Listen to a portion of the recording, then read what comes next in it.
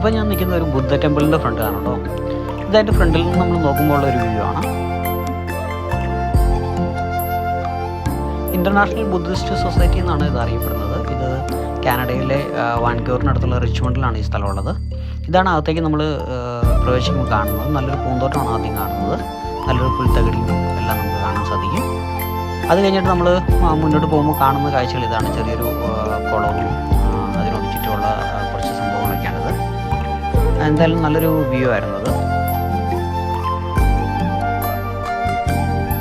പിന്നീടായിട്ട് നമുക്ക് ബുദ്ധൻ്റെ കുറച്ച് പ്രതിമകളും കുറച്ച് ആനയുടെ സ്റ്റാച്ചുവും കാര്യങ്ങളെല്ലാം കാണാനായിട്ട് സാധിക്കും അവിടെ. അതെല്ലാം നല്ല ഭംഗിയുണ്ട് അതെല്ലാം കാണുവാനായിട്ട്. പിന്നെ നമുക്ക് ആ കാണുന്ന ഒരു എൻട്രൻസ് കടന്നു വേണം നമുക്ക് ടെമ്പിളിൻ്റെ അകത്തേക്ക് പോകാനായിട്ട്. എന്തായാലും നമുക്ക് ഈ ടെമ്പിളിൻ്റെ അകത്തേക്ക് എന്തായാലും പോയിട്ട് അവിടുത്തെ കാഴ്ചകളെല്ലാം